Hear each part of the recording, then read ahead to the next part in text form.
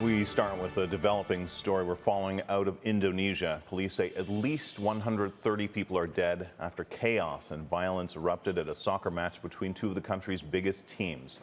Have a look. You can see in this video the clashes between fans and security forces. Authorities say a deadly stampede occurred after police fired tear gas into the crowd. Nearly 200 people were injured as well. Many were transported to nearby hospitals, suffering from lack of oxygen and shortness of breath. CNN's senior international correspondent Will Ripley is following this story from Taipei for us. Will, take us through how this tragedy happened.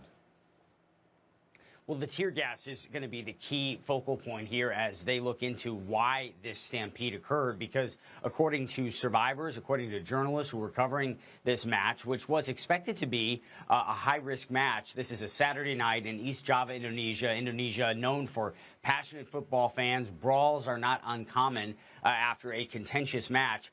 And yet when police decided to fire tear gas at the lower stands to stop people from rushing the pitch, and in a stadium setting, tear gas is not something that is even allowed by football's governing body, FIFA. That a wind gust or some sort of movement of air pushed the tear gas into the upper stands, where there were families with children, and people started to panic. There was a mass panic because people were breathing this in, their eyes were burning, their throats were burning, and they tried to get for the exit. And when you have hundreds of people trying to rush towards one exit as quickly as possible, you end up with people being suffocated, as you just described. You end up with people who are trampled. There were dozens of people, several dozen, who are believed to have been killed almost instantly in this. But then the others that were loaded into ambulances and cars and raced to area hospitals with various injuries, a lot of those people died even before they arrived at the hospital, or they died shortly after arrival. And so the number of at least 130 right now is expected to go up.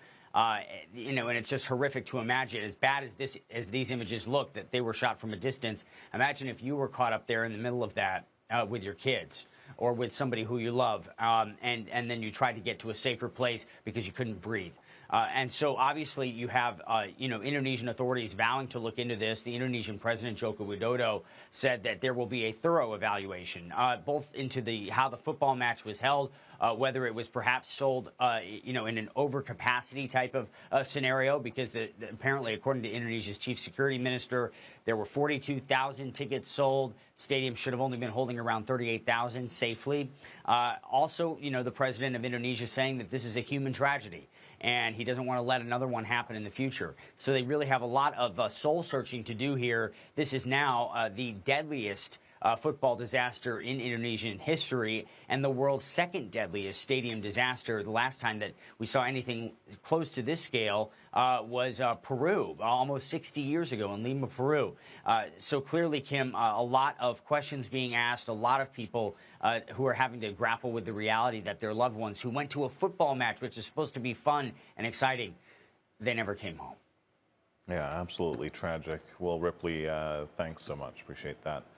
As Will mentioned there, sadly, this isn't the first time that incidents at soccer matches have led to tragic loss of life. April 1989, the FA Cup semi-final between Liverpool and Nottingham Forest. Overcrowding at the Hillsborough Stadium in Sheffield, England, ultimately led to the deaths of 97 Liverpool supporters following a crash. And 21 years ago, in Ghana, around 126 people were killed in a soccer stadium stampede when police fired tear gas at rioting fans, and it was one of Africa's worst soccer disasters. And then in the 1960s, as Will mentioned, more than 300 fans in Lima, Peru lost their lives during an Olympic qualifying match between Peru and Argentina.